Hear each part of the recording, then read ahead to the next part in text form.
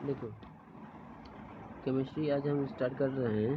कौन सा? रासायनिक विज्ञान अध्याय 1 है, जिसका नाम क्या है? पहला चैप्टर का नाम रासायनिक अभिक्रियाएं एवं समीकरण।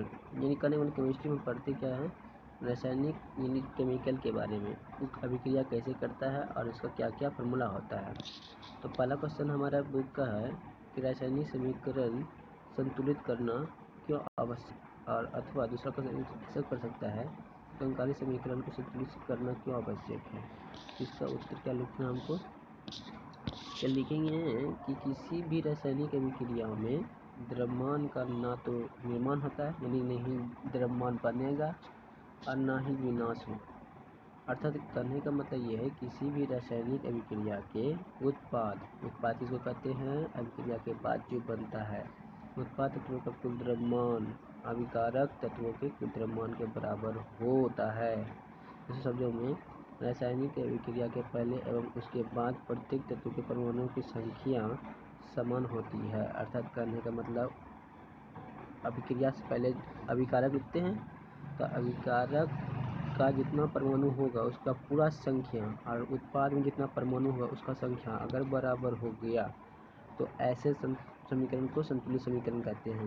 इसलिए हमें कंकाली समीकरण को संतुलित करना आवश्यक होता है। जैसे देखो जिंक को हम सल्फ्यूरिक अम्ल यानी जिंक को लिखते हैं Zn, सल्फ्यूरिक अम्ल को H2SO4 लिखते हैं। जैसे देखो जब इसका अभिक्रिया कराए जिंक और हम सल्फ्यूरिक अम्ल का अभिक्रिया कराए तो जिंक सल्फेट बना और हाइड्रोजन बना। तो जिंक सल्फेट का फार्मूला क्या होगा? रासायनिक सूत्र ZnSO4 + H2O।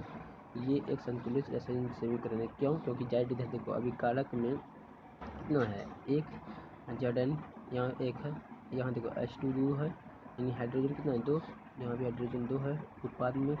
फिर सल्फर 1 है, सल्फर यहाँ ऑक्सीजन 4, ऑक्सीजन 4, यानी क्या है? संतुलित है। नेक्स्ट चलते हैं, कहता है वायु में जलाने से पहले मैग्नीशियम रिबन को साफ क्यों किया जाता है?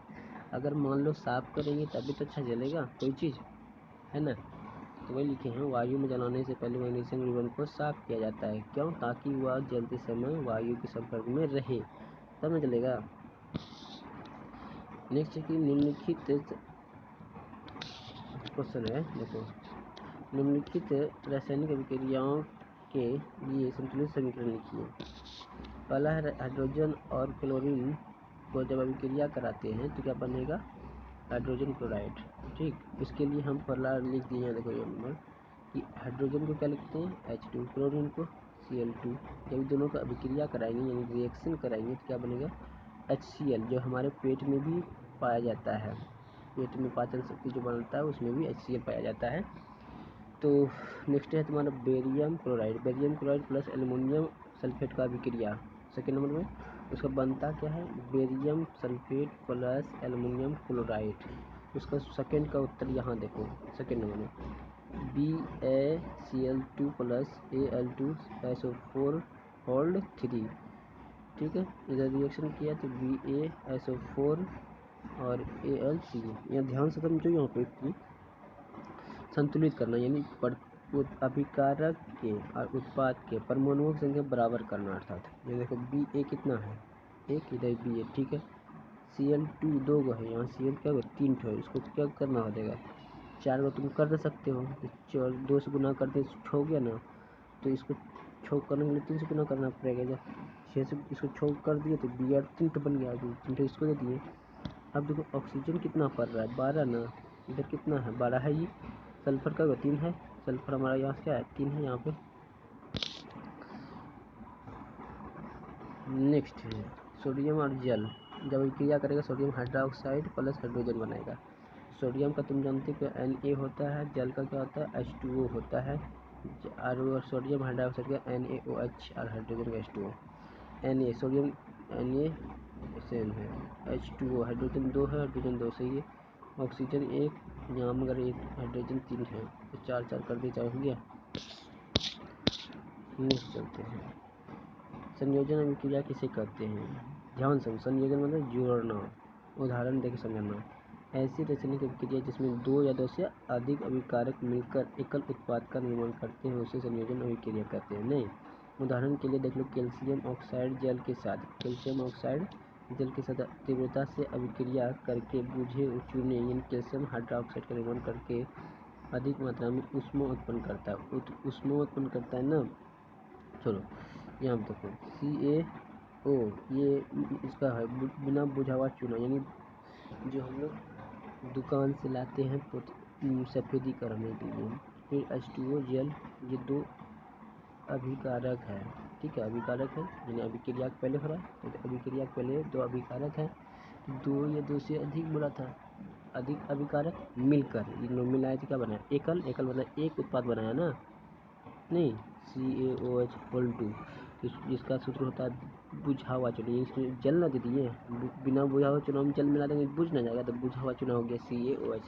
पूछा जाता है कि बुझा हुआ चूना का रासायनिक सूत्र क्या होता है, तो CaOH होल 2, ठीक है, यही बताना है। अब यहाँ देखो इस अभिक्रिया में कैल्शियम हाइड्रोक्साइड किसको बोलते हैं, CaOH होल 2 को, तथा जल, ठीक है, दोनों सॉरी कैल्शियम ऑक्साइड है ना, तो CaO को कहते हैं, CaO बिना बुझा हुआ चूना को, ध्यान से सुनिए, पढ़ रहे हैं, जल दोनों अभिकारक मिलकर यानी CaO और H2O दोनों जल और ये कैल्शियम ऑक्साइड दोनों मिलकर एकल उत्पाद कैल्शियम हाइड्रोक्साइड बनाते हैं, बना रहे ना। अब यह ध्यान समझना, बुझे हुए चूने के विलयन का उपयोग दीवार की सफेदी करने के लिए किया जाता है। जब हम लोग अपने घर में दीपावली के दिन क्या करते हैं, चूना तैयार करते हैं कि नहीं, तो चूना जो होता है ना वो बुझे हुए चूना होता है। अब बुझा हुआ चूना का फार्मूला तुम लोग जान गए क्या, CaOH होल 2, ठीक है, उसी का हम लोग सफेदी करने में प्रयोग करते हैं। कैल्शियम हाइड्रोक्साइड जिसको हम CaOH होल 2 कहते हैं, उसको जो है ना जब हम तैयार करके छोड़ देते हैं तो हवा लगने के बाद वायु में उपस्थित कार्बन डाइऑक्साइड, यानी हमारे वायु में क्या है, कार्बन डाइऑक्साइड है, उसके साथ धीमी धीमी गति से अभिक्रिया कर लेता है, तो दीवारों पर कैल्शियम कार्बोनेट का एक पतली परत बना देता है।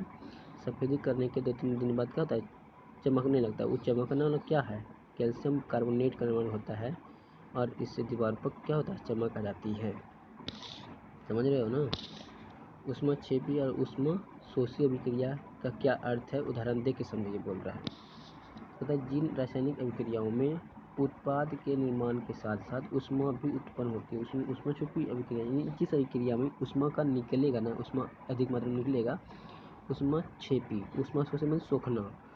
जैसे देखो जिन रासायनिक अभिक्रिया में ऊर्जा अवशोषित होती है, अवशोषण उन्हें उसमें अवशोषित रासायनिक अभिक्रिया कहते हैं। जैसे देखो CaCO3 इस सॉलिड के एस जो लिख रहे हैं ना, एस उसको बोलते हैं सॉलिड, यानी ठोस आकार में है, वो अवस्था को दिखा रहा है। ये चूना पत्थर जिसका बोलते हैं, जिसको संगमरमर का सूत्र भी बोलते हैं, CaCO3 को क्या बोलते हैं, संगमरमर भी बोलते हैं, चूना पत्थर भी बोलते हैं, और कैल्शियम कार्बोनेट बोलते हैं, जो हमारे दांत सब बना हुआ है, हड्डी जो है ना, हड्डी जितना शरीर का, हमारे शरीर का सारा का सारा किसका बना हुआ है, कैल्शियम कार्बोनेट का बना हुआ है।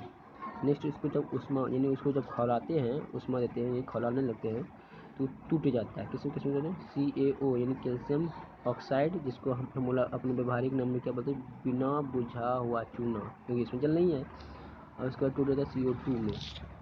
इस प्रकार से हमारा आज का चैप्टर खत्म हुआ। समझ में यहाँ डाउट हो तो पूछ लेना।